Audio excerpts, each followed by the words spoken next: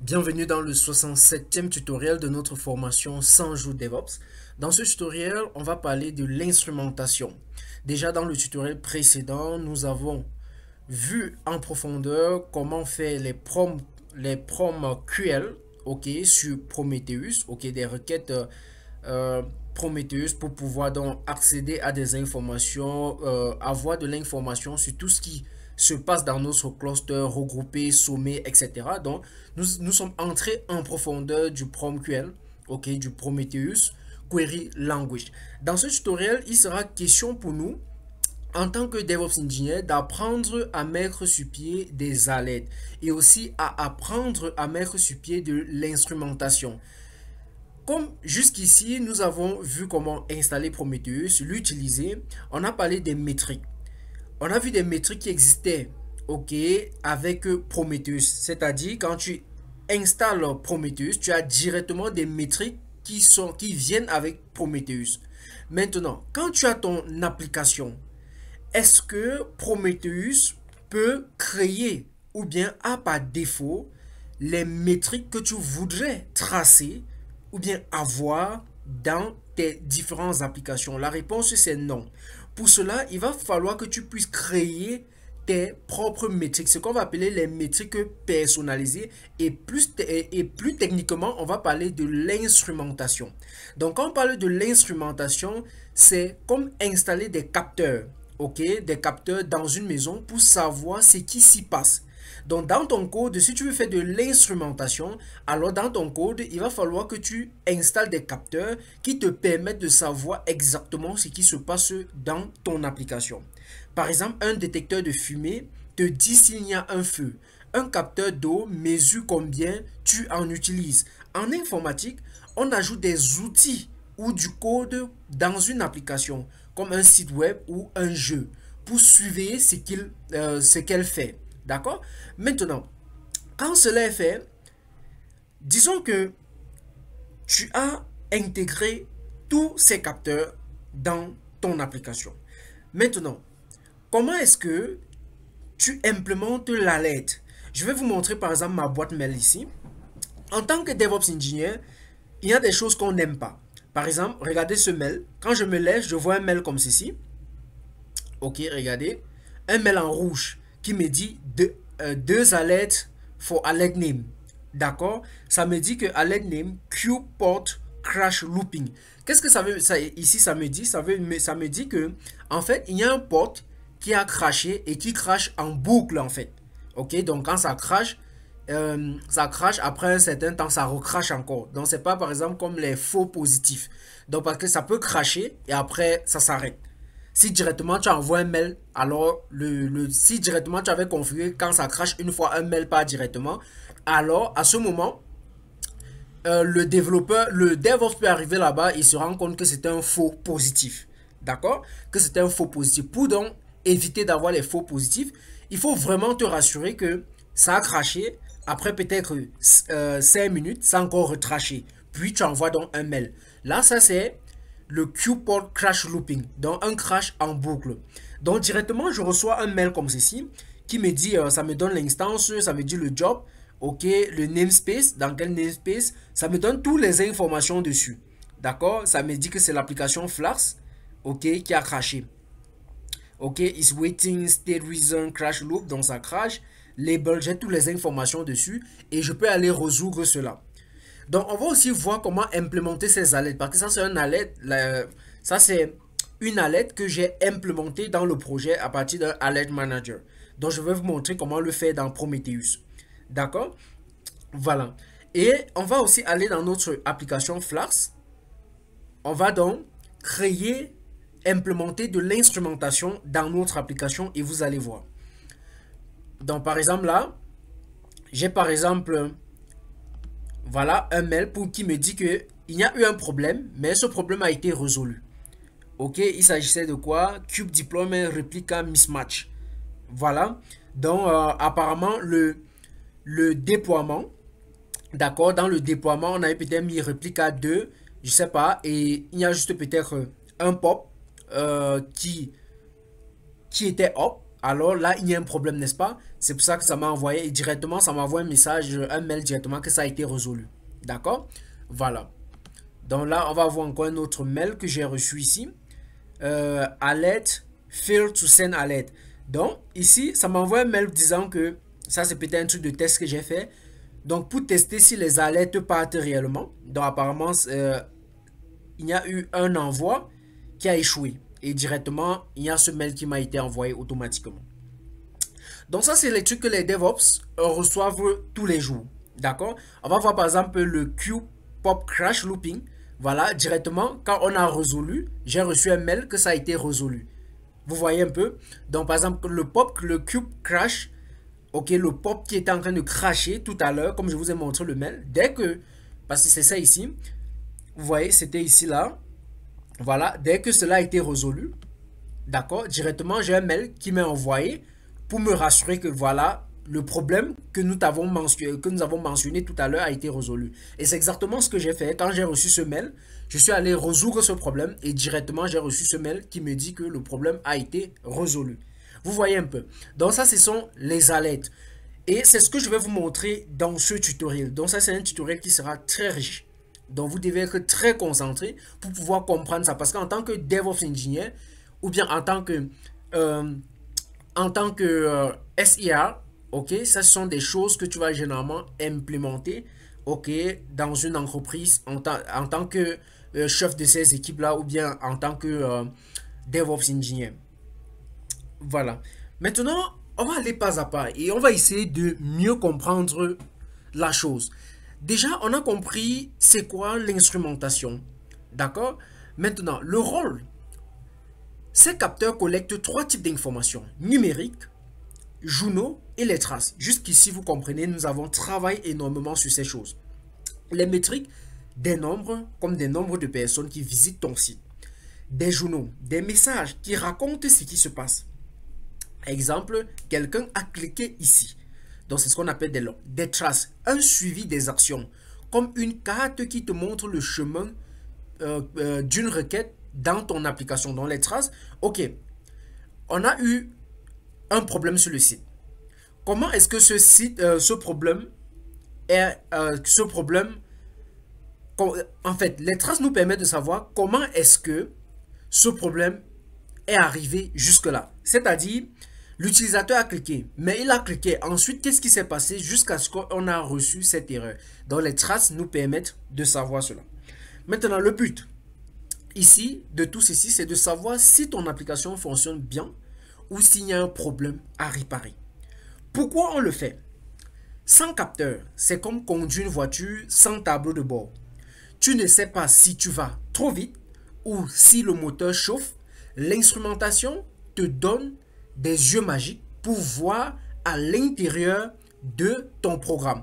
Et c'est un peu ce que j'annonçais avec les alertes. Quand tu as introduit, quand les développeurs ont développé les applications, toi en tant que DevOps Engineer, parce que la majorité des développeurs ne connaissent pas ça, sans vous mentir, parce que généralement quand un développeur n'a pas eu à travailler dans une grande équipe où il y a les DevOps Engineers, où il y a cette équipe des opérations, alors généralement ils ne savent pas vraiment ce qu'on appelle de l'instrumentation. D'accord?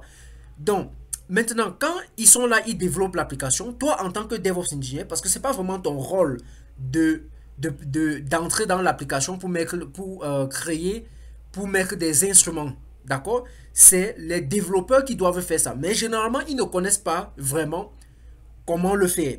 C'est à toi donc de leur dire qu'en fait, il y a des bibliothèques, par exemple Prometheus, dans tel langage que vous êtes en train d'utiliser, qui permettent de faire de l'instrumentation. Donc c'est à toi de les informer parce que généralement, ils ne connaissent pas ça. Ils vont mettre quelques petits logs, mais jusque-là, ces logs-là ne te permettent pas de pouvoir, comment je vais dire, de pouvoir voir ce qui se passe dans ton application à partir de Prometheus ou de Grafana.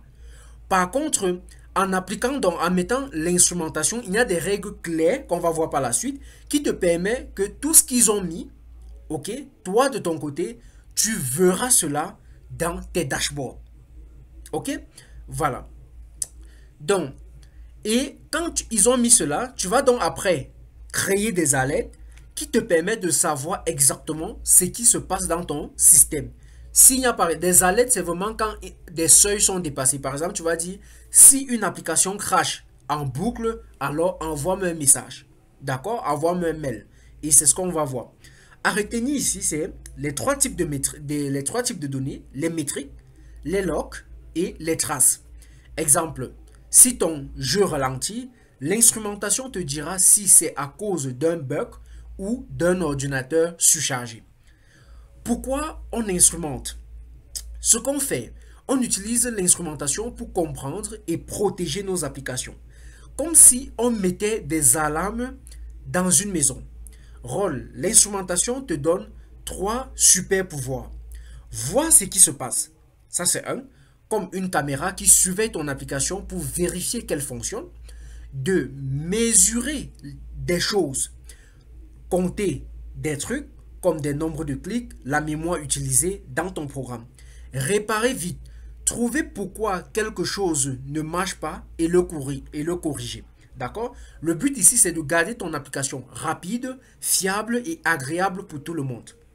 Je vous avais expliqué ça, par exemple, avec le Site Reliable Engineering qui a été mis sur pied par Google. D'accord? Parce que quand tu développes une application et que tu as des utilisateurs, tu dois te battre, tu dois mettre sur pied toutes des opérations qui te permettent de garantir une fiabilité, une rapidité à tes utilisateurs. Au cas concret, tu pourras perdre des clients. Et quand on dit perdre des clients, c'est perdre de l'argent. Et toute entreprise sérieuse ne voudra pas perdre de l'argent. C'est pour ça que vous allez voir, vous allez comprendre pourquoi des entreprises payent cher pour avoir des DevOps ingénieurs dans leur boîte. D'accord? Pourquoi on le fait? Imagine que ton site est une fête, d'accord, sans capteur. Tu ne sais pas combien d'amis sont venus, s'ils s'amusent ou si la musique s'est arrêtée. L'instrumentation te donne donc toutes ces informations pour que la fête soit parfaite. Donc je pense que cette analogie vous permet de mieux comprendre. À retenir, les 3 super pouvoirs, c'est voir, mesurer et réparer. Exemple, si ton site est lent, l'instrumentation te dira si c'est à cause de trop de visiteurs ou d'un bug dans le code. Comment on fait pour instrumenter? Ce qu'on fait, on installe des capteurs numériques dans notre application pour collecter des informations. Rôle, il y a 2 façons d'ajouter des capteurs. Dans le code, on ajoute des instructions spéciales dans notre programme pour compter ou mesurer des choses. Avec des outils, on utilise des logiciels comme Prometheus qui surveillent automatiquement. Mais, il faut faire attention. Avec Prometheus, il y a des métriques prédéfinies. Maintenant, si tu veux des métriques personnalisées, à ce moment-là, c'est à toi de les créer. Ce qui fait que Prometheus ne va pas te donner toutes les informations que tu as besoin. Chaque projet qu'on développe, est différent généralement des uns des autres. Donc pour cela, tu es obligé de créer ce qu'on appelle des métriques personnalisées. Voilà. Donc généralement dans le code. But, rendre la surveillance facile et automatique pour ne pas avoir à vérifier chaque détail à la main. Pourquoi on le fait? C'est comme installer un thermostat. Une fois mis en place, il mesure la température tout seul et alerte si besoin. Par exemple, on va prendre le langage Python. Ok? Déjà hier, dans le tutoriel précédent, je vous ai dit que les métriques sont typées en 4 catégories. On a vu qu'il y a les counters, on a vu les counters, les gauge, les histogrammes et les summary. Donc, voilà les 4 types de métriques que nous avons vus hier. Par exemple, en Python, il y a une bibliothèque qu'on appelle Prometheus Client. Même dans les autres langages de programmation, vous allez voir tout de suite, par la suite. Donc, je peux dire from Prometheus Client, après l'avoir installé, import counter. Et je dis, on crée un capteur qui compte les visiteurs. Et là, je dis visite égale à counter, visite totale, c'est le capteur que je crée. Et je donne la description, nombre total de visites. Et à chaque visite, on ajoute 1. Ce qui fait que je fais visite.in pour dire incrémentation. D'accord? Quand je vais utiliser ça, il va directement savoir que à chaque fois qu'il y a un plus, c'est plus 1. Tout simplement. Expliquons. ce qu'on fait, on crée un capteur appelé visite totale. Donc, il faut bien voir la syntaxe. Rôle, il compte combien de fois quelqu'un visite une page. But, savoir si ton site est populaire. Pourquoi? Plus tu as de visites, plus tu peux améliorer ton site. Et ça te permet aussi d'évaluer ton site et aussi peut-être ton chiffre d'affaires. À retenir deux façons. Écrire du code ou utiliser des outils comme Prometheus. Prometheus, un super outil qui récupère les métriques via des endroits spéciaux appelés métriques. Nous avons déjà vu ça. Les outils pour installer des capteurs. Ce qu'on fait, on utilise des boîtes à outils qui sont des bibliothèques pour ajouter des capteurs, comme vous avez vu là. OK? Pour ajouter des capteurs dans nos programmes. Chaque langage de programmation comme Python ou JavaScript a sa propre boîte d'outils pour créer des métriques. But, faciliter l'ajout des capteurs sans tout programmer de zéro. Pourquoi on le fait? C'est comme utiliser un kit Lego au lieu de sculpter chaque pièce à la main, tout simplement. Donc, je pense que c'est clair. Par exemple, en Python, vous avez Prometheus Client. En Java, vous avez le Prom Client. OK? En Java, vous avez le Simple Client. En Go, vous avez le Prometheus Client Golang. OK? Sur Ruby, vous avez Prometheus Client Ruby. Voilà. Donc, à retenir pour ces 5 langages si vous voulez. Mais généralement, c'est pas quelque chose à retenir parce que tu peux trouver sur Internet, d'accord? Tu peux même taper sur ChatGPT quelle est la bibliothèque qui me... En fait, sur n'importe quel outil de programmation, sur n'importe quel modèle IA, et ils vont te donner ces outils. D'accord? Voilà. L'instrumentation avec les frameworks aussi. Donc, avec les frameworks, tu peux par exemple aller avec Flask. On a Prometheus Flask Exporter. Temps de chargement et erreur. On a Express aussi avec Node.js. OK, Express Prometheus, Spring Boot, on a Micrometa, Fast API, on a Prometheus, Fast API Instrumentator. Donc, ce sont des trucs qui existent, mais les développeurs, généralement, OK, vu qu'ils ne sont pas DevOps, ils n'implémentent pas ça dans les projets. Donc, c'est à toi en tant que DevOps, OK, ou bien en tant que chef, en tant que dans l'équipe de site Reliable Engineering, c'est à toi de dire à ces développeurs que OK, vous savez, il y a des choses que vous devez faire de l'instrumentation. OK, parce que généralement, les développeurs juniors, là, ils ne le connaissent pas. Ou bien ceux qui viennent, les middle devs, là, ils ne connaissent pas encore ça. Ça peut être des devs experts. OK, les seniors développeurs, ils peuvent connaître ça. Et quand ils écrivent du code, ils mettent ça directement. Mais si ce sont des développeurs juniors, si tu ne les dis pas, généralement, ils ne vont pas être au courant. D'accord? Voilà. À retenir pour ces frameworks. Bon, si vous le voulez. Maintenant, Prometheus, vous connaissez déjà Prometheus, comment il fonctionne. OK, vous savez les nodes Exporter, SQL Exporter, Postgre SQL Exporter pour suivre la base de données. Donc ça, ce sont des trucs que vous connaissez déjà dans Prometheus. D'accord, je pense que je vais plus entrer dedans. Donc, en fait, la seule partie que je vais préciser, c'est que il utilise des exporters, OK, des petits programmes qui traduisent les données en numérique. Donc, vous allez voir, par exemple, notre Expo, mesure les CPU, la mémoire, le disque. Ça peut être que des questions de l'interview. OK. On a, par exemple, MySQL Exporter qui va vérifier la base de données MySQL. On a PostgreSQL Exporter aussi. Voilà. Donc, ce sont des choses que vous devez retenir. Maintenant, les types de capteurs. OK. Les types de capteurs ou des métriques. Voilà. On a les counters. OK. Les gauches, l'histogramme et les summaries. Nous avons vu ça hier, n'est-ce pas? Voilà, pour ceux qui n'ont pas vu ça, allez regarder. Par exemple, les comptes, eux, ils comptent. Donc, et eux, ils ne peuvent que aller crescendo. Donc, ils ne peuvent être que croissants. Ils ne sont jamais décroissants. Donc, si hier, tu es venu, on t'a dit qu'il y a 2 visiteurs, il y a 2 utilisateurs dans le système. À demain, on va te dire que soit il y a toujours 2 utilisateurs, soit il y a 2 plus 1 ou plus n. D'accord? On a les gauches, par exemple, eux, ils vont mesurer. Ce sont les types de métriques qui peuvent monter, descendre. Exemple, la mémoire utilisée. À un instant T, ça peut être 3 Go. Après, c'est 2 Go, etc. D'accord? Ça peut monter, ça peut descendre. L'histogramme, lui, regroupe les répartitions des durées. Tant pour le chargement d'une page. Par exemple, les requêtes qui ont fait 10 secondes seront dans un bucket. Les requêtes qui ont fait 40 secondes seront dans un bucket. Donc, lui, il joue ce qu'on appelle le groupage. Voilà, on a le summary ici qui est comme le histogramme mais avec des stats avancées telles que les quartiles, etc.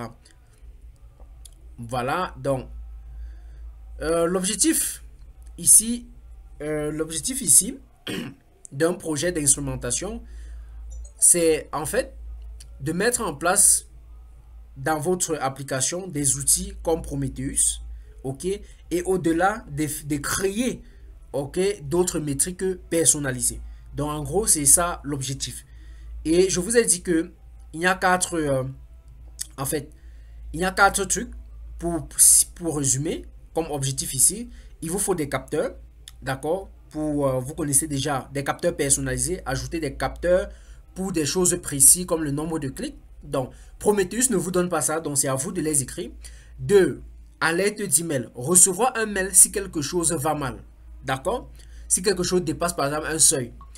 Maintenant, les journaux. Gardez une trace de tout ce qui se passe avec des outils comme les EFK, Elastic, ok, EFK c'est Elastic, Flowbyte et Kibana. Ça, c'est pas la suite, on va voir, hein, on va voir comment implémenter ça parce que c'est très important, surtout pour les journaux. Maintenant, suivi des actions, voir le chemin d'une requête dans l'app avec Jagger par exemple. On va voir ça par la suite.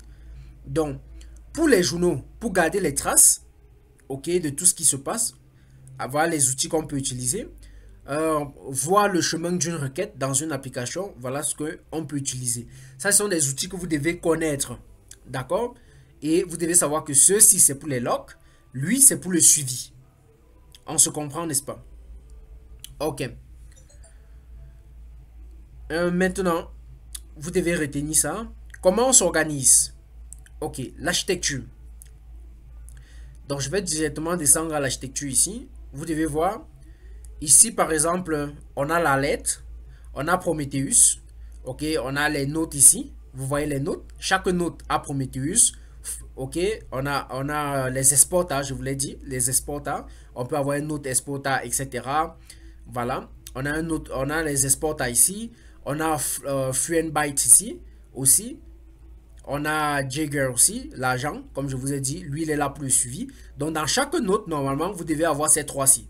Donc, Prometheus doit être là, ses exporters doivent être là, Fluentbyte doit être là, ok, Jagger doit être là pour le suivi, lui pour les logs, ok, lui pour les métriques, ainsi de suite. Maintenant, quand c'est là maintenant, tu as Prometheus qui est là, voilà, donc le serveur Prometheus, on va dire le cerveau. Parce que dans le cerveau, on a comment je vais les appeler, les retrievers. On a les retrievers. Ensuite, on a comment on appelle, la base de données à série temporelle. Ok, les TS database. Comment c'est? Time Series Database. Ok, voilà, on a aussi ça. Et on a le HTTP request qui est ici là. D'accord? Donc, qui va pouler les informations. Donc, en gros, ça, c'est un peu le cerveau. Ici, on a Amazon EBS, le volume, pour pouvoir stocker, on peut mettre aussi, installer. On a Elasticsearch, ok, comme je vous ai dit tout à l'heure, je vous ai montré le IFK pour les logs. On a Elasticsearch, on a Flowbyte, on a Kibana, ok, donc on peut les utiliser. Ensuite, on a Elasticsearch qui communique avec Kibana, on a Jagger Query ici, et on a Grafana. Grafana, comme nous l'avons vu, c'est pour les un outil de visualisation pour les dashboards. D'accord? Et ici, on a l'Alert Manager. Donc ici, ça c'est un peu l'architecture. D'accord? Ça c'est l'architecture que vous deviez connaître.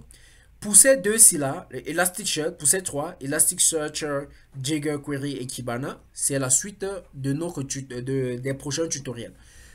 Donc, ici, voilà l'application, donc je ne vais pas trop entrer en profondeur de tout ça. Donc Prometheus récupère les données, d'accord, vous connaissez déjà. Alert Manager envoie des alertes si quelque chose ne va pas. Grafana, lui, affiche des graphiques pour voir les données facilement. Le IFK collecte les messages, donc Elastic, Flowbyte et Kibana, collecte les messages, les logs pour savoir ce qui se passe. Jagger, suivi des requêtes pour voir où elles vont. Maintenant, le rôle de chaque partie, vous les connaissez déjà. Donc, je vais passer à autre chose. Donc maintenant, on va créer une petite application, d'accord, pour pouvoir donc comprendre tout cela. Donc, il sera question pour nous ici, on va construire une petite application simple avec Flask, un outil de Python dans un framework, et ajouter des capteurs avec Prometheus. D'accord? On la mettra sur Kubernetes comme une grande boîte pour ranger les applications, vous les connaissez, avec donc quoi? Minikube. D'accord? Une version mini pour tester. Jusqu'ici, vous connaissez, il n'y a rien qui vous surprend ici. Avant de commencer, les prérequis. Ce qu'on fait, on vérifie qu'on a tout ce qu'il faut pour commencer. On s'assure que notre environnement est prêt, comme vérifier si tous les ingrédients sont disponibles à la cuisine. Éviter les problèmes pendant le projet. Ok, sans ces outils, comme essayer de construire une maison sans marteau. Donc, chose à savoir, tu dois avoir un compte AWS, un terminal SSH, ok, ou bien c'est pas vraiment nécessaire, mais si c'est le cas, c'est bien. Tu dois avoir Docker et Minikube. Tu dois aussi avoir kubectl. Ok? Voilà. Donc, première étape pour nous, ça sera de créer une application Flask. Ok? Donc, créer une petite application web avec Flask qui affiche un message et compte des choses comme les visiteurs. Donc, on va créer un dossier par exemple qui va s'appeler ma super app. Donc, on va faire ça ensemble. Donc là, je vais venir ici. Ok, ça c'est le jour 4. Ok. Voilà. Maintenant, ma super app.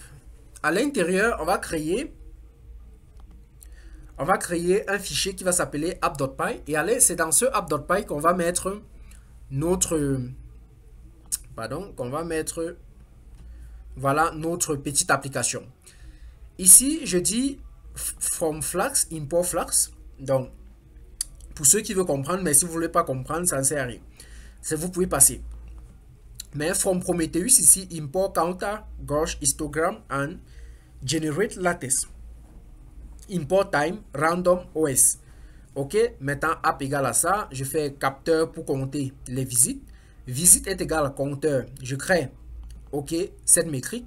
Après, je dis utilisateur actif. Je dis utilisateur actif parce que ça peut diminuer, ça peut augmenter, ça peut diminuer. On peut avoir des utilisateurs actifs peut-être 20 maintenant et après on a plutôt 5. Donc ça veut dire que c'est de type gauche. Ça c'est une question qu'on peut vous poser à l'interview. Maintenant, on a le capteur pour mesurer le temps. L'histogramme par exemple. Temps des requêtes. Ok, temps des requêtes pour mesurer le temps des requêtes.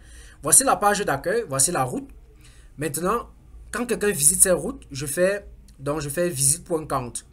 Utilisateur, je fais juste un set random. Je simule les utilisateurs pour qu'on puisse voir, d'accord? Regardez bien le nom de ces métriques parce que c'est ça que vous allez chercher après. Ok? Regardez bien le nom de ces métriques que vous-même vous les créez. C'est pour ça que je dis que vous voyez un débutant par exemple en Flask, lui ne connaît pas ça. Mais c'est à vous de lui dire que non, ça existe et tu pourras utiliser dans l'application pour m'aider dans le monitoring de cette application que tu es en train de développer. D'accord? Maintenant ici, dans ReTime, simuler un petit délai. Voilà, un petit délai. Tout simplement. Ensuite, ici, on a AppRoot pour avoir les métriques. Donc, quand je vais prendre mon application / métrique, j'aurai les métriques. OK. Maintenant, on peut aussi simuler le crash pour faire que notre application crash. D'accord? On peut faire exit, donc on fait /crash. Là, notre application va crasher pour qu'on puisse, par exemple, tester les alertes. Tout simplement. Et là, voilà, ça c'est le main.main. Et on doit installer Flask et Prometheus. C'est ce qui est nécessaire. Donc, ici, ce qu'on a fait, on a créé, je crois, 3. Ok, on a créé 3 métriques. Voilà, c'est bon. Maintenant, après ça, on va mettre l'application dans Docker.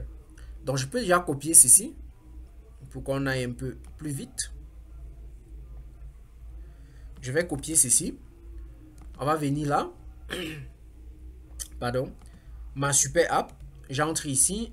Je fais app.py. D'accord? Et là, je mets ça. Je ferme. Je reviens ici.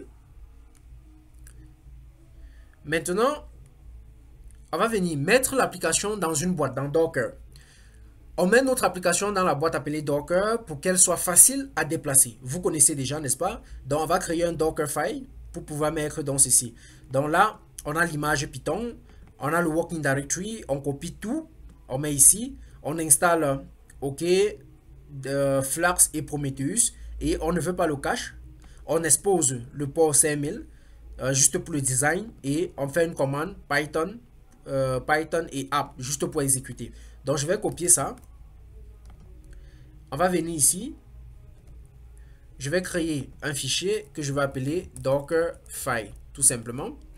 Et dans ce fichier, je vais mettre ça. Ok, on va continuer. Maintenant, il faut construire l'image, d'accord? Il faut construire l'image, mais on va faire ça après. Après avoir construit l'image, il faut envoyer l'image, ok, dans la boîte Minikube.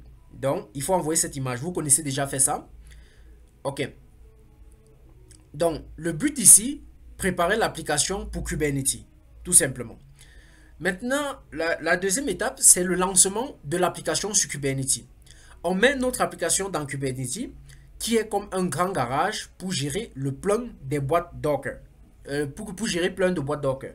Kubernetes s'assure que l'application fonctionne bien et est accessible. Faire tourner l'application dans un environnement professionnel, c'est comme ranger. Donc pourquoi? C'est comme ranger ta boîte dans un garage sécurisé, où tout est surveillé. Donc on va créer le déploiement.yaml. D'accord? Maintenant, quand on regarde le déploiement.yaml, on va voir le nom ici, super app, d'accord?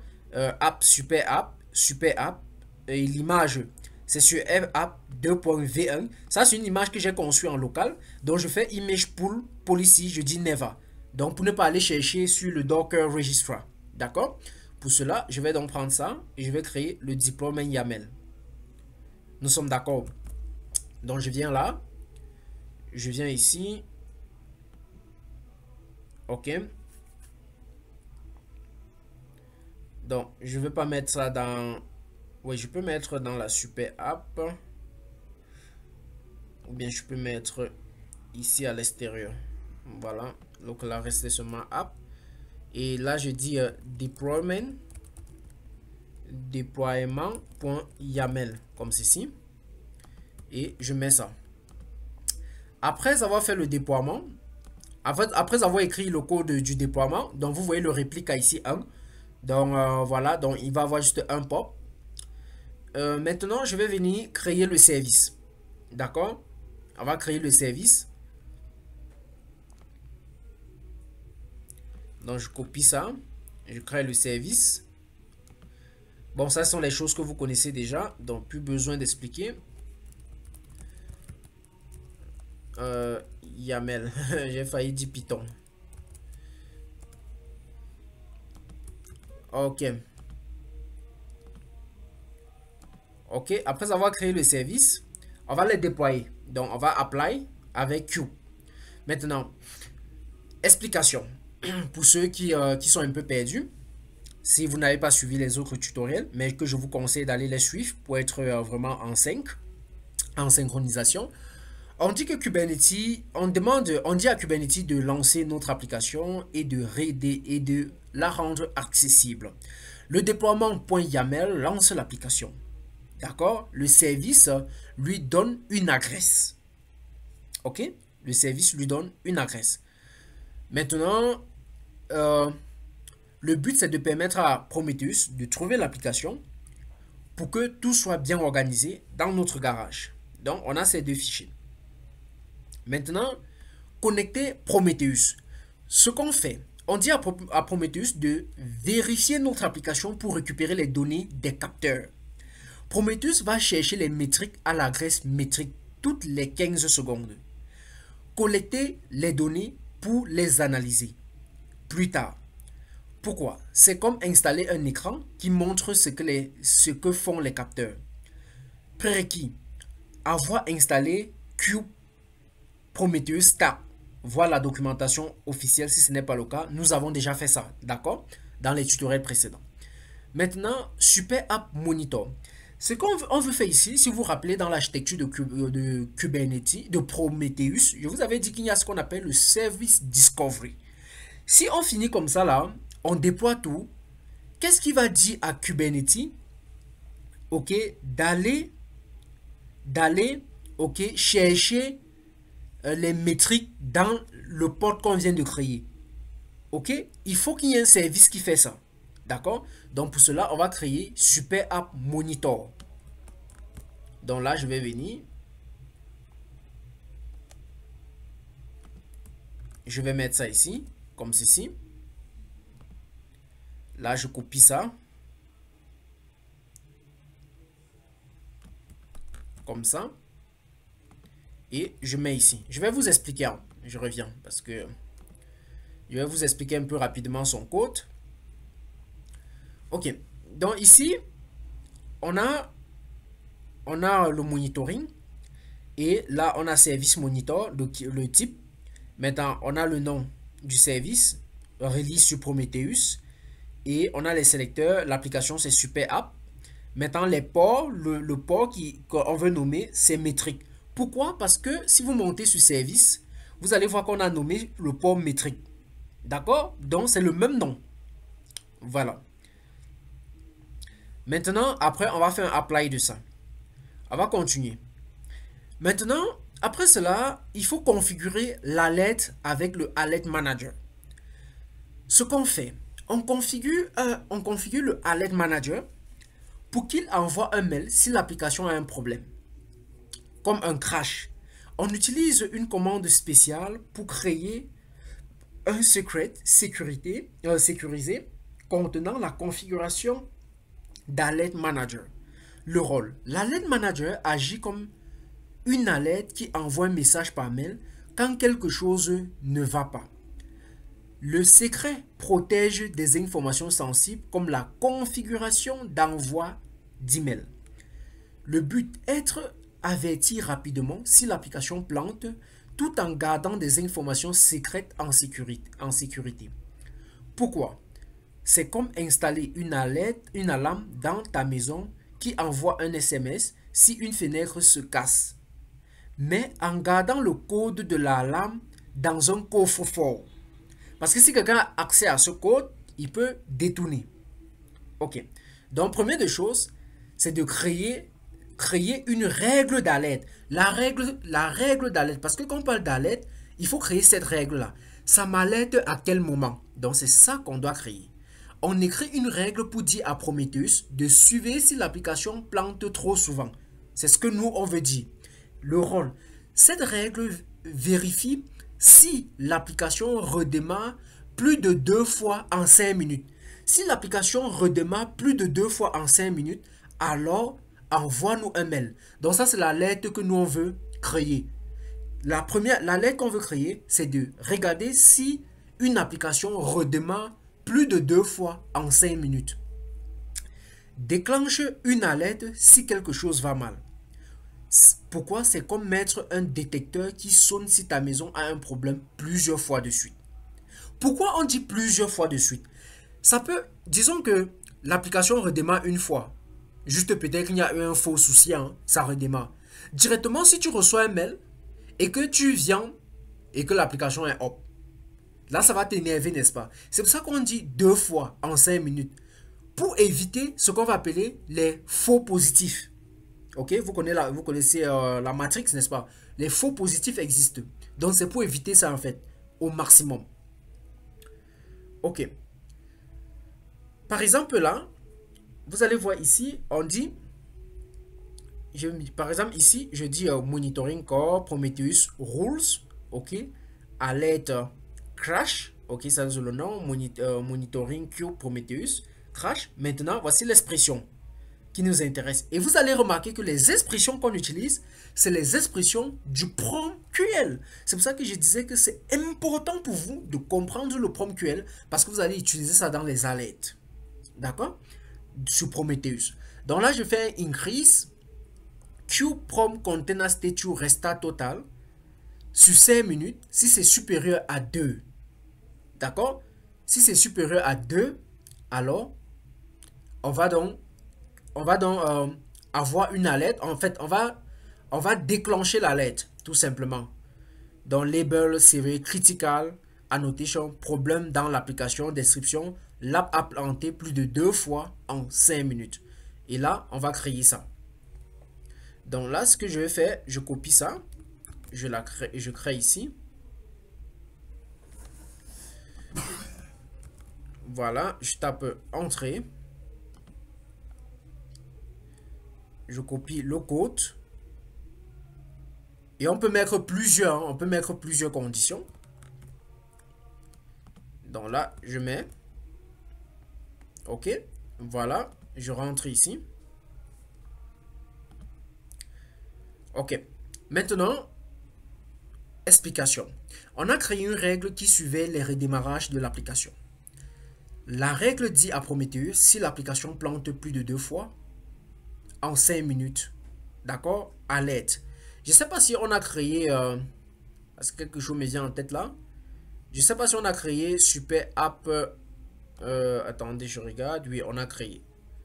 Ah, et là, il y a un problème sur le nom du fichier. Ok, je regarde.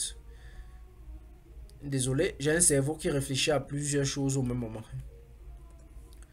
Ok, voilà. C'est ça qu'il voulait vérifier si on a créé. Donc, je reviens ici. On était où là? Voilà, ici.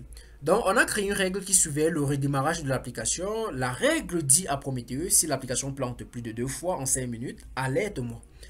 OK? Donc, déclenche l'alerte. Détecte les problèmes rapidement. Donc, c'est le but. Pour ne pas laisser l'application casser sans le savoir. C'est ça le piège. Maintenant, on va envoyer le truc par Gmail. OK? Donc, on va envoyer ça par mail. Et pour cela, on a besoin, vous avez besoin d'un mail, ok, d'une configuration. Voilà, ici pour faire simple, on va utiliser Gmail. Pour cela, vous avez besoin d'un mot de passe, ok. Vous copiez juste ce lien-ci, comme ceci. Vous l'ouvrez. Après avoir fait les activations, tout ça, vous copiez juste ce lien, vous l'ouvrez pour créer un mot de passe. D'accord. Voilà, vous devez vous connecter. Donc moi, par exemple, je vais me connecter.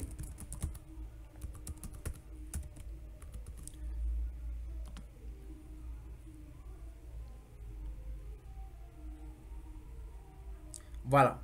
Quand vous vous connectez, et là, vous allez arriver ici. Et si vous n'arrivez pas ici, on va vous dire que activez le two-factor authentication. Faites tout ça, d'accord? Et ensuite, revenez. Là, tu peux créer un mot de passe. Je peux par exemple dire que test bla. OK? Juste comme ça. Test alert manager. Comme ceci. Et je crée. D'accord? Voilà le mot de passe que je vais utiliser. D'accord? Et c'est dangereux. Ça, vous devez garder ça. Donc, je vais dire terminer. OK, test manager, je supprime directement parce que vous avez vu, vous pouvez accéder à mon application comme ça. Donc, je viens de supprimer. Voilà. Et c'est ce que vous allez faire. Vous allez avoir un mot de passe comme ça. Donc, on obtient un mot de passe sécurisé pour Gmail. Ce mot de passe est utilisé par le Alert Manager pour envoyer le mot de passe. Gardez ton compte Gmail sécurisé pour éviter de partager ton vrai mot de passe. Donc, pour cela, maintenant, on va créer un secret pour configurer l'Alert Manager. OK? On crée un fichier qui va s'appeler alertmanager.yaml avec des paramètres d'envoi d'email. Puis on ajoute à un secret Kubernetes nommé Alert Manager main en utilisant une commande kubectl. Le secret stocke donc le fichier Alert Manager et de manière sécurisée car il contient des informations sensibles comme l'adresse email et le mot de passe. OK? But. Fournir une configuration d'alerte de façon sécurisée. C'est comme mettre des instructions à ton alarme dans un coffre-fort que seul l'alert manager peut ouvrir pour éviter que n'importe qui les lise. Donc, par exemple, ici, on va créer un alert manager comme ceci. OK, tu vas mettre ce code, donc tu as le SMTP, SnapHot ici, SMTP, ton mail ici, ton mail encore, ton password, etc. Maintenant, receiver, email notification, email config, tout, la personne qui va recevoir en cas de problème. D'accord? Et ensuite, voilà la façon qu'on va créer. On va faire un create secret, OK, generic alert manager main, OK, from file. On va donner plutôt le fichier. D'accord? Ou on va juste donner le fichier. Donc, on utilise ce fichier pour créer comment je vais dire, pour créer un secret. Donc ce fichier devient un secret. Parce qu'ici, on a passé le mot de passe en dur. Il y a une autre méthode de ne pas passer le mot de passe en dur. Ok? Pour cela, ce fichier, si tu ne dois pas le mettre sur GitHub, si tu veux faire ici, tu crées directement sur le serveur. On se comprend? Mais cette méthode n'est pas très professionnelle, on va se dire les vérités, d'accord? Mais ça reste une bonne option. Voilà. On peut faire des explications ici. On crée un secret nommé alert manager main qui contient le fichier alert manager que nous venons de montrer plus haut. Maintenant, from, on ajoute le contenu. OK, ici, et là, le monitoring, le namespace, OK, qui s'appelle monitoring. Bon, depuis là, on ne travaille pas dans le namespace monitoring, donc on va enlever. Donc, vous enlevez ici, bon, à moins que vous avez travaillé dans le namespace monitoring. Je suis sûr que chez moi, je vais utiliser le default, mais on pourra créer directement le namespace monitoring. Mais ça va. Ensuite, try run, client, génère un fichier YAML sans appliquer immédiatement. OK, transforme la commande YAML et l'applique. Le but, stocker la configuration de manière sécurisée, etc. OK. Pour que l'alerte utilise ce secret, il faut configurer le déploiement d'Alert Manager pour monter le secret comme un volume ou une variable d'environnement. Par exemple, tu peux ajouter ceci dans la configuration d'alerte, souvent dans un fichier Helm ou un manifeste. Par exemple, ceci, tu peux ajouter ça. D'accord? Cette configuration dit au Alert Manager de lire ce fichier depuis le secret alert main. Donc, c'est en fait, en gros, c'est ce qu'on est en train de dire ici. Donc, si tu utilises cette méthode-ci, c'est ce que tu vas faire. OK? Maintenant, 4. Crée un secret. OK? Optionnel. Si tu veux séparer le mot de passe Gmail du fichier Alert Manager pour plus de sécurité, c'est ce qu'on veut faire. Tu peux créer un autre secret pour le mot de passe. OK? Et ce secret stocke uniquement le mot de passe Gmail. OK? Et le fichier. Et le fichier peut être modifié pour utiliser des variables comme par exemple smpass. Donc on peut faire ceci. OK? Voilà. Et séparer, bon, en fait, le but est de séparer les données sensibles pour une meilleure sécurité. Comme je vous ai dit, ce qu'on a fait en haut là, c'est une autre méthode. Je vous ai juste montré parce que, voilà, ça, il faut pas que vous soyez perdu si un jour vous voyez ça. D'accord? Voilà. Maintenant, commande pour créer le secret. Voilà. Donc, le alert manager qu'on va créer, ça sera plutôt comme ceci. Donc, je vais venir ici. Je vais faire ça. Voilà. Et je vais copier le code ici.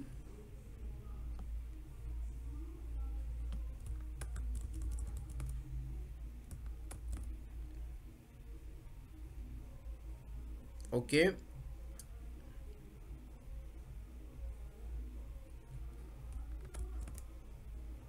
Je vais plutôt créer ça. Alert manager. OK. Je mets ça.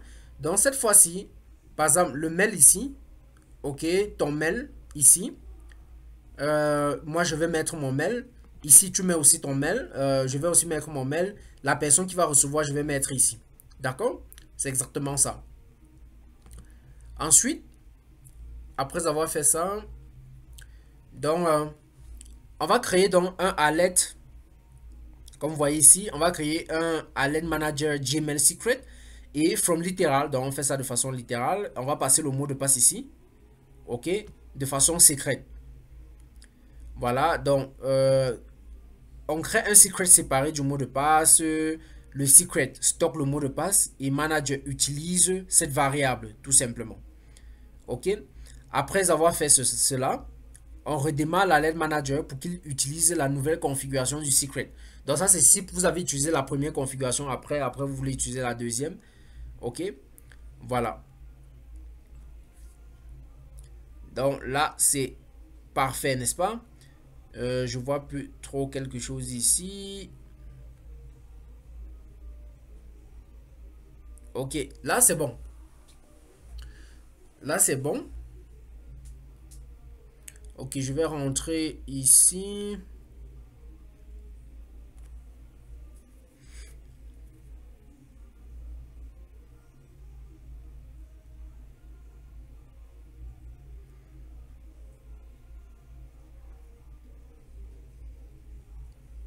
Ok, ça c'était create the secret. Ok, il y a encore quoi? Bon, je pense que c'est tout. J'ai tout expliqué. Maintenant, on a créé tous nos fichiers. On va aller les appliquer. D'accord, je vais pousser le code sur GitHub. Fait git add, git commit, -m, feed.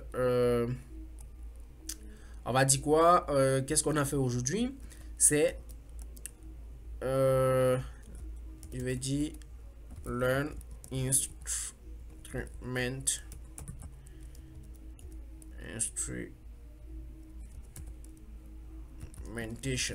D'accord, pour faire simple.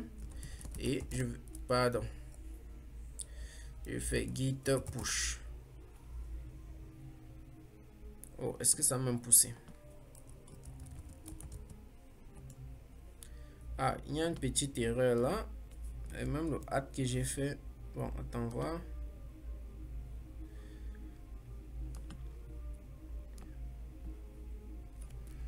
Donc git add. Voilà. Git commit.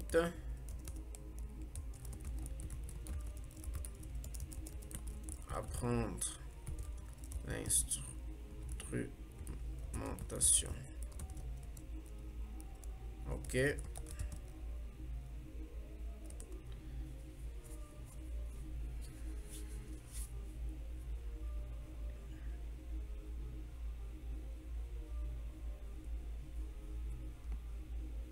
Ok. Maintenant, je vais me connecter sur mon serveur, sur mon EC2.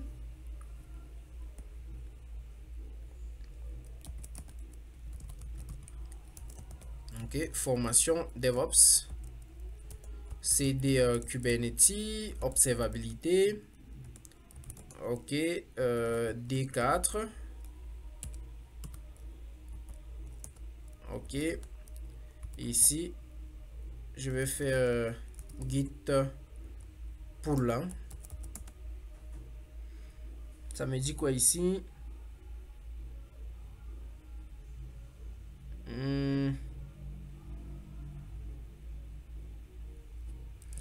Je fais git stash. C'est pas, apparemment j'ai modifié des trucs ici. Alors ça me dit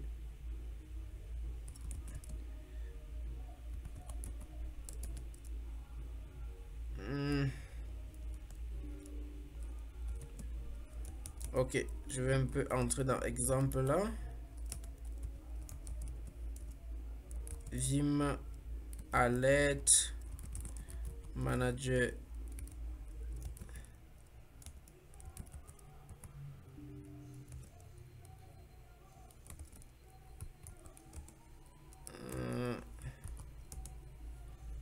Bon, remove alert manager.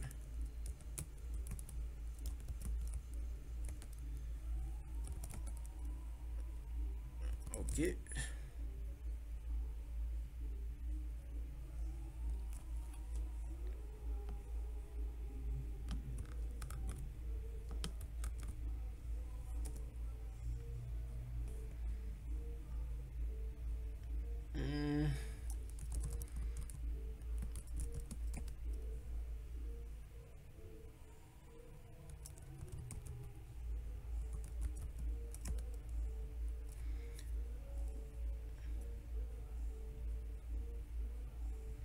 Merge is not possible because you have unmerged file. Fix them up to 3. Je sais pas ce qui s'est passé ici. Ok, git add, git commit.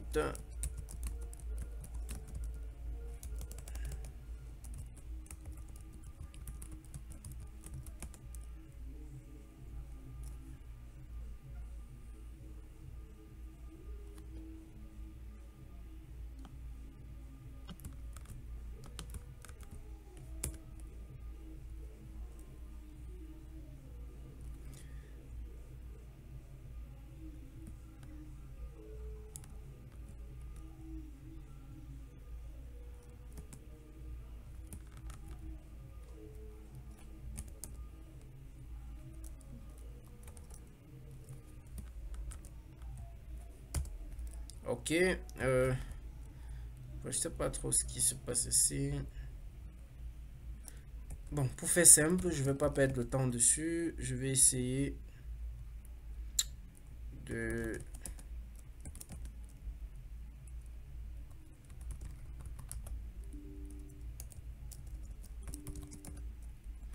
Voilà, je vais faire ça. MK dit def cd def, voilà.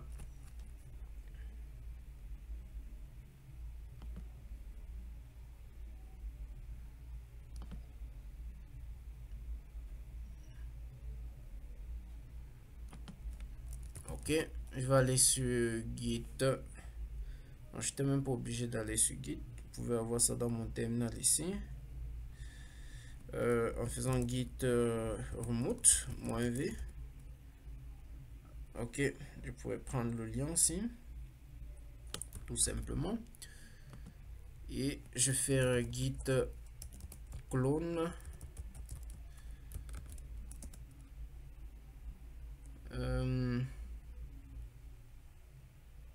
Ça c'est encore quoi? Bad conflit. Bad conflit, qu'est-ce que ça veut dire? Bon, attends, je regarde savoir.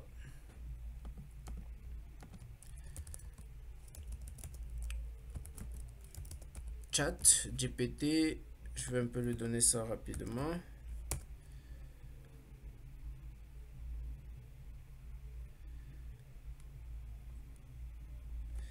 Ah, c'est pour mes configs là. Oh, est-ce que j'ai vraiment besoin de ça?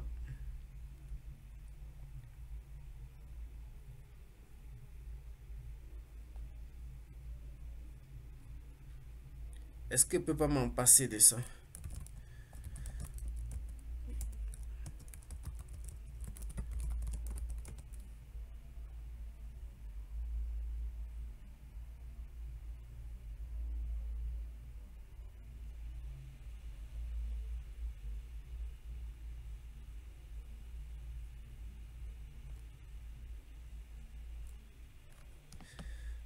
Voilà, je peux m'en passer.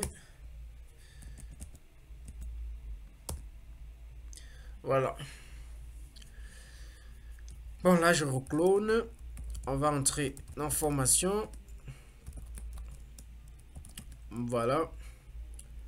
Ok, on va aller dans Kubernetes.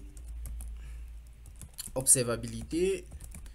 D'accord, j'agrandis. Là, c'est clair pour tout le monde, n'est-ce pas? On va aller dans D4.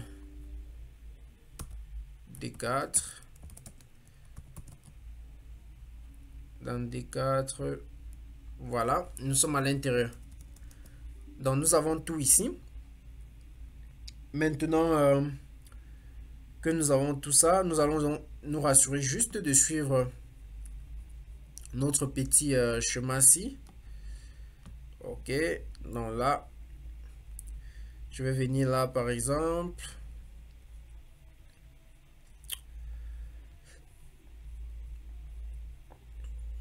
Ok, donc là, on a l'application. Après l'application, on a le conteneur. On va build. Donc, je voulais qu'on suive les étapes. On va build premièrement le Docker. Donc, il faut être dans ma super app. Ok, voilà, on va build ça. Ok, après avoir build, qu'est-ce qu'on va faire d'autre? On va loader cela. Ok, on va loader. Donc, avant de loader, je vais faire un set pour que Kubernetes puisse prendre l'environnement par défaut. Ok, comme Docker par défaut. D'accord. Là, je vais dire, comment ça s'appelle encore? Eval Minikube. Minikube Docker env. Ok. Ok, super. Donc, ça va. Et là, je vais faire Minikube image load. Je charge l'image qu'on vient de construire. dans Minikube, tout simplement. On crée le deployment, on crée le service, puis on va les apply.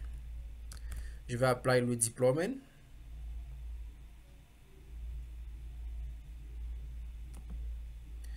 Donc, je vais faire un pas en arrière parce qu'ils sont ici plutôt. Ok, ça a été créé. Maintenant, je vais créer le service aussi.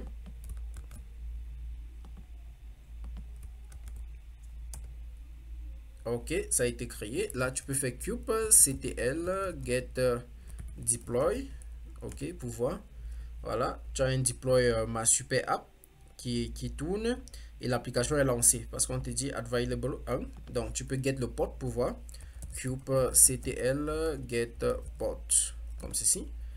Et tu vas voir ma super app ici qui est en running. D'accord? Ça tourne très bien. Voilà.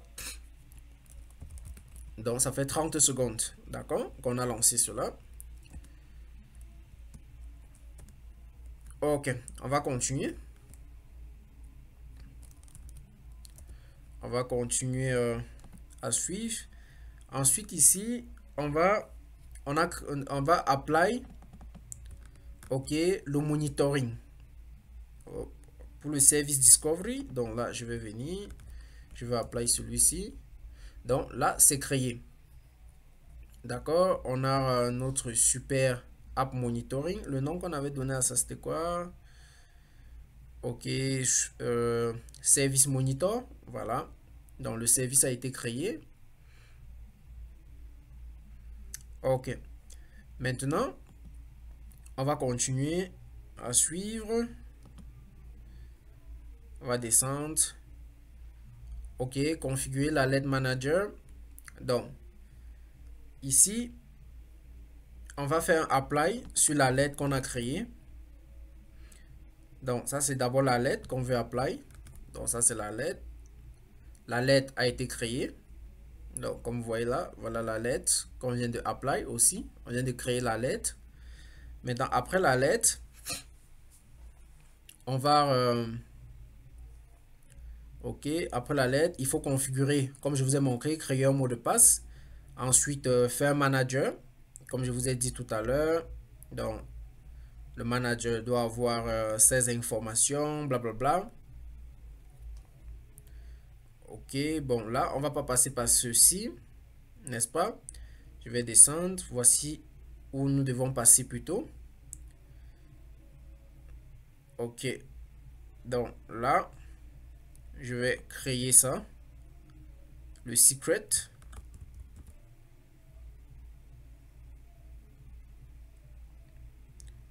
Je vais créer le secret. Et quand tu crées le secret maintenant, non, je vais créer le secret. À ce moment-ci, tu dois passer ton password ici. Oh, tu dois passer ton password ici, d'accord? Tu dois passer ton password ici. Donc moi j'ai mon password quelque part là. Ok, voilà mon password. Donc après ça, je vais directement supprimer. D'accord, ça c'est mon password. Je le mets ici. D'accord, et je tape entrée. Bon, j'ai mis le namespace monitoring. Pourtant, on n'a pas de namespace monitoring. D'accord, c'est ce que vous disiez tout à l'heure. Moi, j'ai pas un namespace monitoring, donc je vais enlever. Ça va être le namespace par défaut. Et je tape entrée. Là, c'est configuré. Je viens de créer. Et après ça,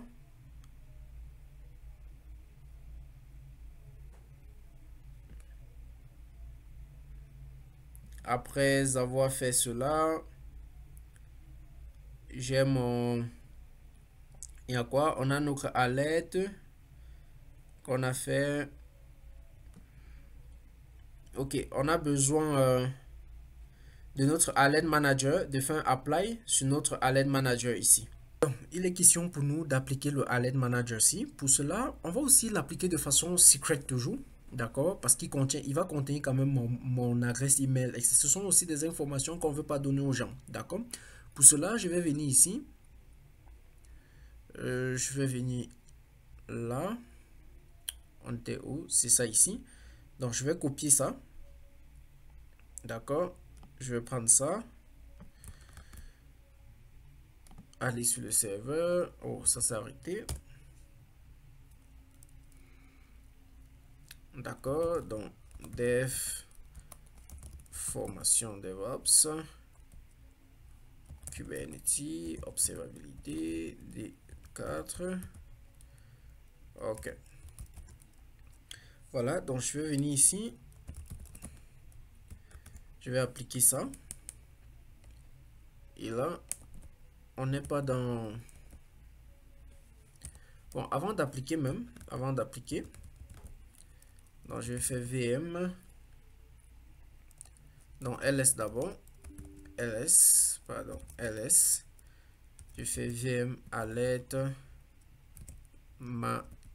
manager. Ok.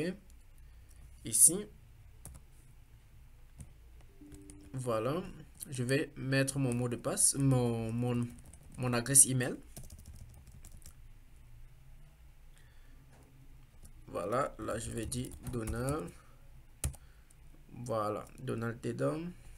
Là je descends, je mets mon adresse email ici.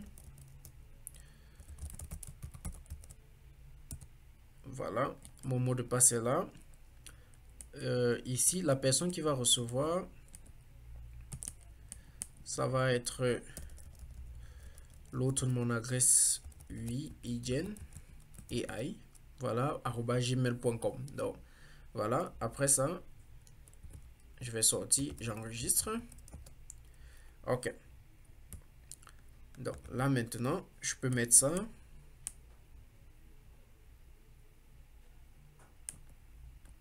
Oui.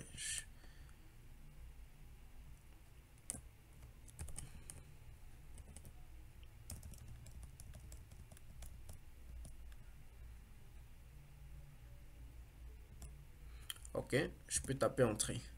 Voilà, là c'est configuré. D'accord. J'ai créé le alert manager et maintenant je peux aller, comment je vais dire, voilà, je peux continuer à suivre la procédure ici. Ok. Voilà, là on me dit ici, bon, ce qu'on a fait là, non, ça va, c'est plutôt en bas. J'ai oublié que je suis juste monté pour récupérer une commande. Voilà, on a créé ça. Ce qu'on a fait, on a créé séparément, voilà, de Gmail, blablabla. Cette étape est facultative. Si le mot de passe est déjà dans le alert, comme dans le secret, tu n'as pas besoin du secret supplémentaire. Juste cette option pour montrer que c'est c'est une pratique courante dans l'environnement professionnel. Oui, donc c'est ce que je vous montre maintenant. Maintenant, redémarrer l'alert pour qu'il utilise la nouvelle configuration. Oui, donc même comme on n'a pas fait l'ancienne configuration, on peut toujours redémarrer. Donc, je vais enlever juste ce namespace. Voilà, donc restarted. Donc, on a restart juste alert manager. Maintenant, je vais faire pour vérifier que tout va bien, kubectl get pop.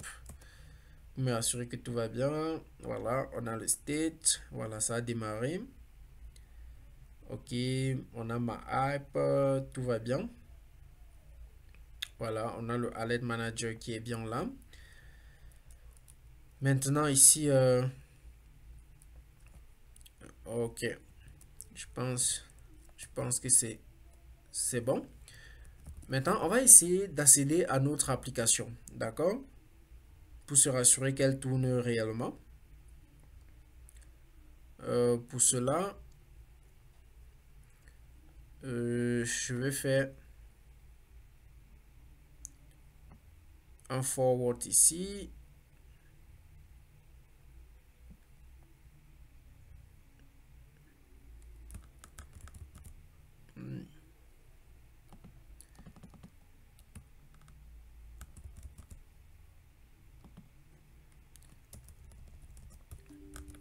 Donc ici, ça c'est pour forward, ok, le service super app sur ce port, tout simplement. Voilà. Donc là, ça tourne désormais sur cette adresse. Ok, donc ça c'était juste pour forward cela. Mais là, je peux aussi utiliser, comment on appelle ça, concat pour pouvoir faire ça. Ok, donc là, je vais arrêter. Donc c'était juste pour vous montrer. Je vais arrêter. Je vais aller, je vais faire cube ctl get port. Ok, le port ici c'est quoi? C'est ça. Voilà, je vais dire cube ctl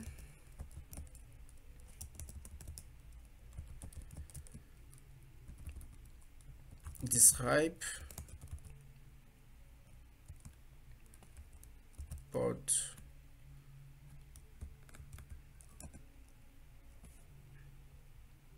Voilà, donc là on a les informations sur le port en question. Ok, ok. Donc jusque là je pense que tout est bon. Container image created. Ok, maintenant je vais essayer d'accéder à Prometheus. Ok, je vais venir ici. Je vais dire 3. Ouais, mon Prometheus est à lancer.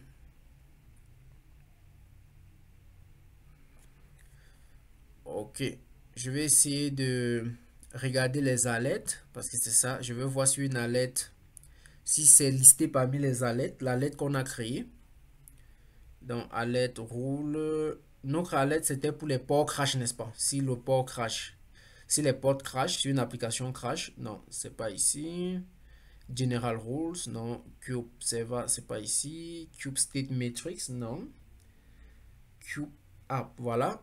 Voici là où notre alerte est. Donc cube app, donc c'est cube pop crash looping. C'est ce qu'on a créé. Et si on regarde, on va voir que on a cube port container waiting. Ok, supérieur à 1 minute.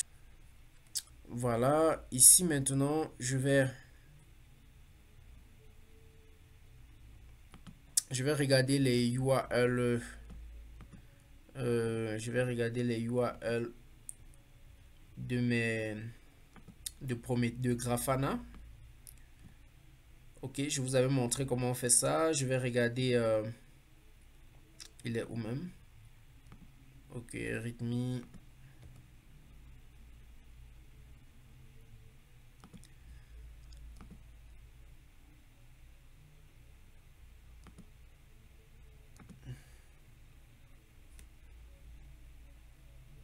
Ok. Donc là, par exemple,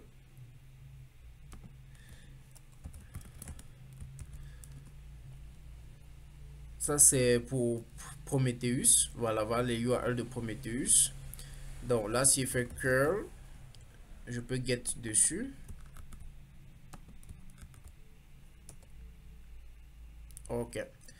On va faire un mini cube pour voir l'adresse. D'accord, comme ceci. Ok, on voit que ça tourne sur ce port, n'est-ce pas? Ce qu'on peut faire maintenant, c'est de venir là et faire cd download. Ok, donc on va se reconnecter. cd download. D'accord. Voilà. On entre ici.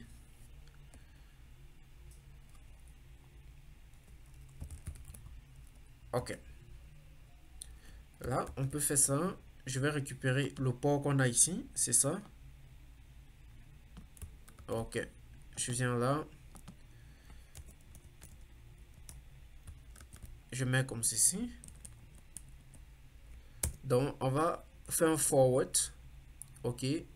Vers ce port. Et je tape entrée.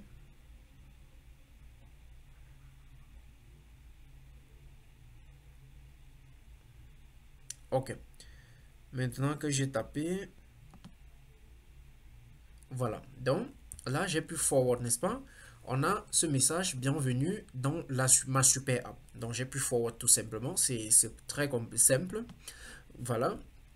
Et dans notre super app, si vous vous rappelez de ce qu'on pouvait faire, si on ouvre notre fichier, qu'est-ce qu'on pouvait faire? Super app, ici, app. Voilà, il y avait l'accueil, il y avait les métriques. Donc là, je peux entrer slash métrique, n'est-ce pas? Je peux faire slash métrique. Et là, on a les différents métriques. D'accord? On a les différents métriques collectées. Donc, sur ces métriques, qu'est-ce on peut remarquer ici? On a Python blablabla collected. Ok, qui donne tous les métriques. On a Python Go. Ok, quoi d'autre? On a process CPU counter. Ok. On a quoi d'autre? Nombre de visites totales. Ok. Voilà, qui est la métrique que nous avons créée nous-mêmes. Si vous vous rappelez. Ça, c'est la métrique que nous avons créée. Nombre de visites totales 1. Et encore quoi? Visit created. Il y avait le temps des requêtes. Ok. Voilà les différents temps de requêtes qu'on a créé. Les buckets. Les différents buckets. Voilà. Donc, c'est nous-mêmes qui avons créé tous donc, c'est nous-mêmes qui avons fait ça. Donc, si je reviens ici, je regarde, on avait encore quoi? Le crash. Le crash faisait en sorte que l'application crash, n'est-ce pas? Ok, l'accueil, ça faisait un peu un truc de random de simulation, plus 1, etc. Oui. Donc, je peux recharger ou bien reprendre juste la graisse. Je l'ouvre ici à côté. Et là, si je viens là, je tape entrée. Voilà, ça s'ouvre ici. Ok, c'est top. Si je regarde la métrique count total, CPU, voilà, visite totale, on est passé à 2. Si je refais encore ça, ok, je viens ici, je recharge, visite totale, on est passé à 3. Donc j'espère que vous voyez un peu. D'accord, je recharge, je reviens ici sur la métrique, je regarde, on est passé à 4. D'accord, là ça vous permet vraiment de comprendre. Et aussi, on a l'histogramme, les buckets. Donc, pour que le développeur puisse faire ceci, il va falloir que vous l'expliquiez, pour qu'il puisse comprendre. Parce que généralement, si ce sont, vous lui dites exactement les métriques que vous auriez besoin pour qu'il puisse les implémenter. Maintenant, on va faire slash crash. Crash. Là, l'application va crasher. Ça dit URL not found. Ça s'appelait quoi? Crash. Ok. L'application va crasher ici. On tape entrée. Il n'y a pas un slash à la fin. Voilà, l'application a craché. Donc là, on a pu accès à l'app. Voilà, l'application a craché. Donc c'est ce on peut voir ici. Que l'app a craché. Maintenant, si je viens ici, je regarde mon alert. Ok, si je regarde mon alert, il est où? Alert, le voici. C'était ça, je le copie. Je copie la métrique qu'on a utilisée. Je viens dans Prometheus. Ici, j'entre ça. J'exécute. Voilà, on va voir que il y a les crashs. Il y a des crashs qui ont lieu. Maintenant, je vais aller sur le graphe. Ok, on regarde là. On voit métrique cube. On voit le service, c'est CNN. Je vais descendre. Ici, c'est quoi? C'est Minikube. Et là en bas, c'est quoi? Alert monitoring. Normalement, on devait aussi avoir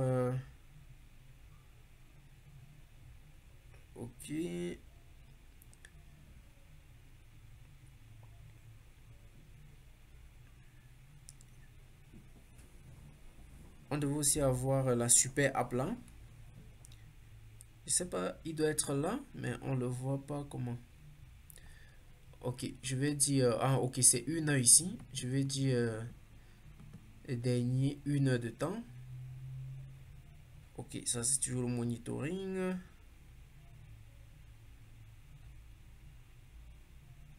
Cube System.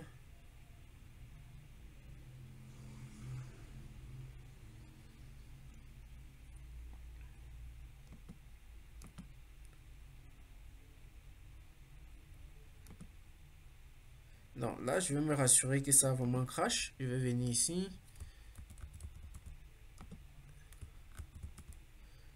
Bon, là, il va falloir que je me connecte encore.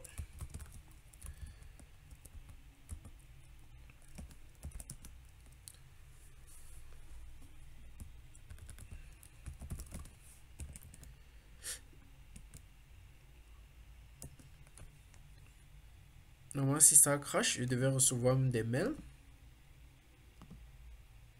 Voilà, vous allez voir que je viens de recevoir un mail.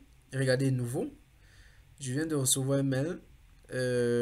Mais ça, c'est un mail qui me dit que ça a voulu envoyer un message. Ok. Ok. Fail to send a message. Non, c'est pas pour ça. Ça, c'est alert, fail, alert message, Prometheus, alert. Ok. Dans monitoring. Maintenant, la chose a été résolue directement. Donc ça, c'est à quelle heure qu'on a reçu ces messages? À minuit. Minuit 9. Ok, bon, je sais pas ce qui s'est passé pour qu'on les reçoive. Donc ensuite, je vais vérifier juste si ça vraiment crash. D'accord? Si ça vraiment crash, je vais regarder. Parce que ça peut avoir crash, mais directement, ça a fait un hop et tout a fonctionné. D'accord? Donc là, je vais dire Q. Et si ça refait un hop, on aura juste peut-être perdu la graisse. D'accord? Je vais dire kubectl get deploy. Ok? Et c'est ce que je me disais. Donc regardez, tout est hop. Parce que si on refait kubectl get port. D'accord? On va voir que on a une super app avec une autre adresse qui est en running. C'est pour ça qu'on a pu URC. Tout simplement. D'accord? Maintenant, donc quand ça a craché, directement il y a eu un hop. C'est pour ça qu'on n'a pas reçu un mail. Mais je vais entrer, je vais créer un port qui va cracher à tout moment. Donc je vais dire ctl run busy box, d'accord, image égale image, je vais dire busy box.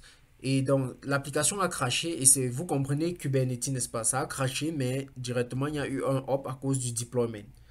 Donc, busybox et slash bin.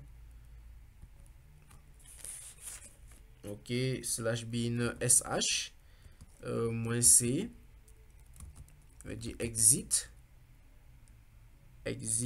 1 et je vais fermer. Donc là, ça a créé.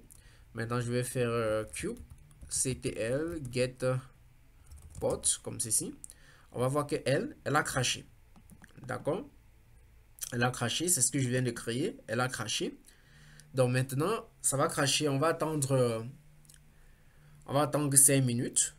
Donc on va attendre que ça recrache encore. Au moins 2 fois. Donc là, ça y a craché 2 fois.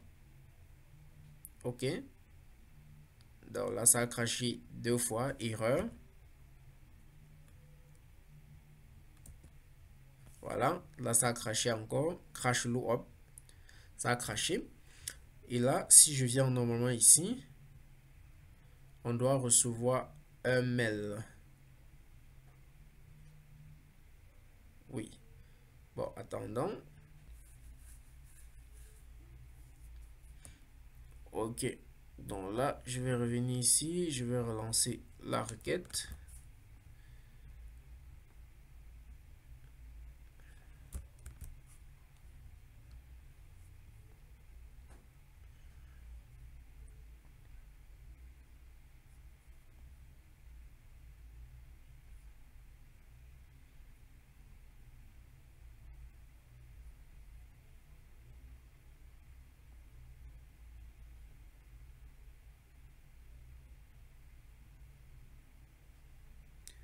Donc, il y en a plusieurs, donc, mais qui sont sur la même ligne apparemment.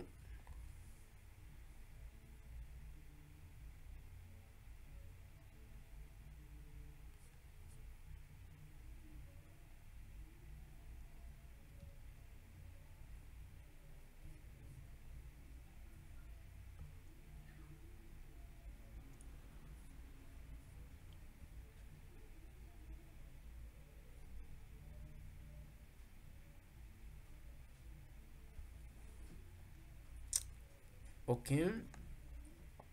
Mais d'ici un instant, on va voir ça. Donc, on va voir l'app qui est en train de cracher. Même au niveau de la lettre, je vais regarder.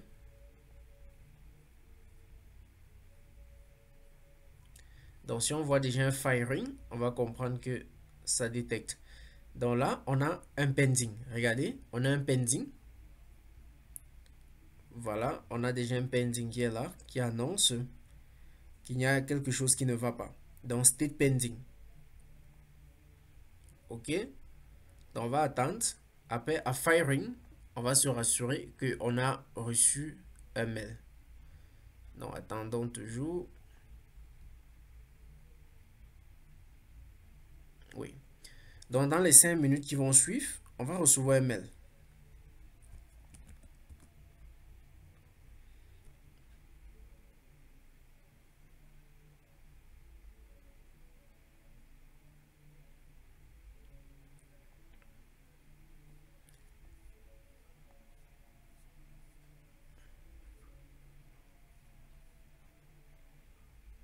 Donc, c'est encore pending.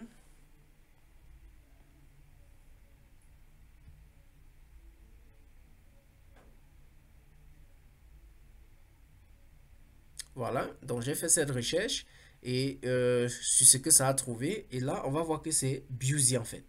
Donc, si on regarde le graphe, voilà, le voici. Donc, on voit que c'est Busy qui a crash. D'accord? C'est Busy qui a crash. Comme vous voyez là, pop.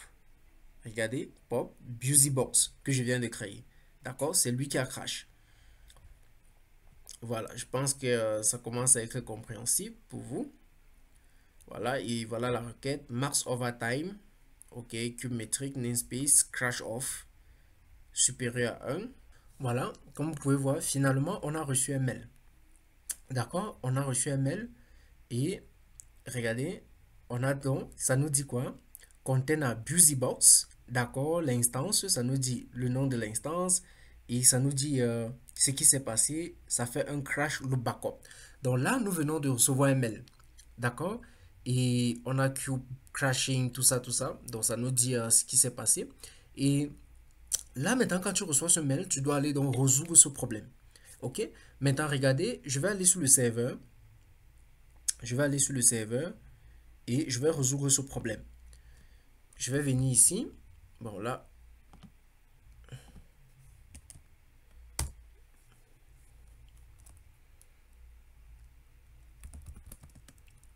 Je vais venir là et je vais faire kubectl.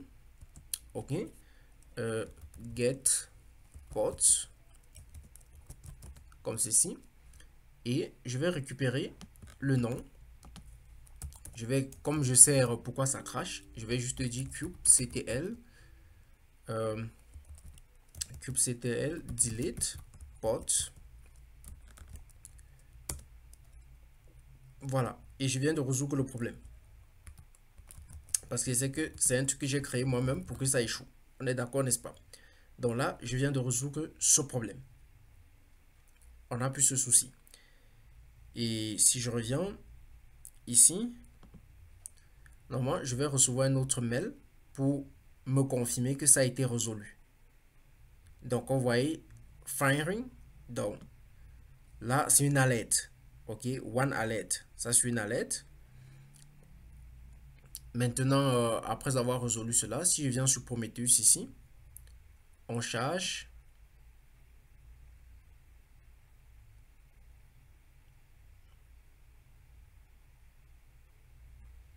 Donc, si je descends au niveau de app, OK, Kubernetes apps. Donc, vous allez voir, il y avait un firing. Donc, c'était encore pending. Donc, voilà le firing. J'ai donc reçu le truc en question, le mail. OK. Mais après un instant, vous allez voir que ceci sera corrigé. OK. Que non, le problème a été corrigé. OK. Donc, je vais recevoir un autre mail. Voilà, donc comme vous pouvez voir ici, directement, vous allez voir, après avoir arrêté le BusyBox, qui était en train de crash à ce niveau, comme on a eu un firing ici, j'ai arrêté donc ce pod, donc BusyBox, et directement, j'ai reçu un mail qui me dit que ce problème a été résolu. Donc en gros, c'est vraiment ça le Alert Manager. Donc avec ceci, vous avez un contrôle total sur tout ce qui se passe dans votre cluster.